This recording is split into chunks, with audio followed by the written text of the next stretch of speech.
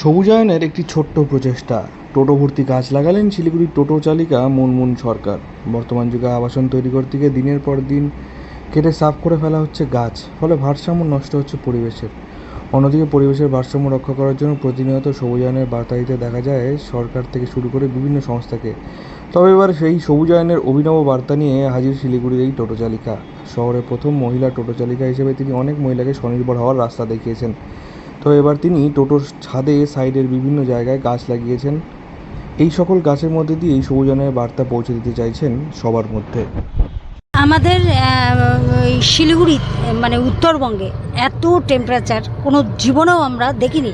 তা আমি চিন্তা করলাম যে আমার গাড়িটা একটু সবুজে একটু আবরণ করলে পরে মনে হয় একটু ঠান্ডা, তো গাড়িটা বসে মানুষ প্যাসেঞ্জার একটু ভালো আরাম পাবে।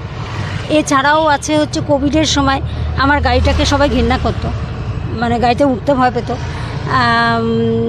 গাড়িতে উঠতোই না লোকে। তখন আমি চিন্তা করলাম যে আমি গাড়িটাকে একটু অন্যরকমভাবে সাজাবো।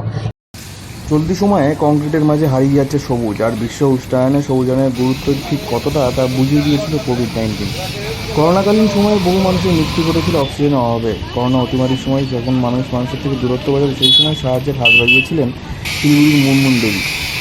অক্সিজেনের অভাবে বহু রোগী তার টোটোতেই প্রাণ হারিয়েছিলেন, আর এই দৃশ্য দেখে তিনিও বুঝতে পারেন যে তার পরিবেশের জন্য গাছ কতটা প্রয়োজনীয়। তখন তিনি সিদ্ধান্ত নেন যে সাধারণ মানুষের মধ্যে যেন গাছের প্রয়োজনীয়তা নিয়ে সচেতনতা জাগে।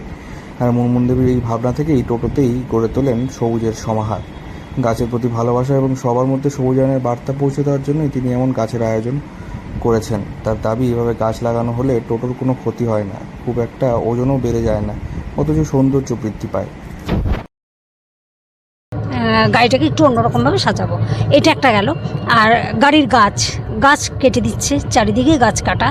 তা আমি চিন্তা করলাম আমার গাড়ির মধ্যে যদি গাছগুলো লাগানো যায়, এর কিছু কিছু গাছ দেখতেও সুন্দর লাগবে এবং আমার গাড়ির যে লুকসটা সেটা মানুষ ভুলে যাবে, কোভিডের গাড়ি, এবং ঠান্ডা থাকবে, গাড়িটা দেখতেও সুন্দর লাগবে। সব কিছু মিলিয়ে কিন্তু এই গাড়িটার এরমভাবে সাজানো। তার টোটোতে এইভাবে গাছ লাগানোকে সাধুবাদ জানিয়েছেন অনেকেই। এইরকম মুনিয়াদির টোটো এখন গ্রিন টোটো হিসেবেই পরিচিত।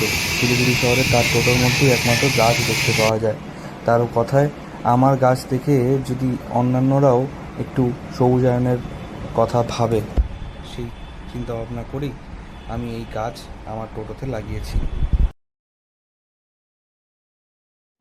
শিলিগুড়ি থেকে অনির্বাণ রায় রিপোর্ট, লোকাল 18 বাংলা।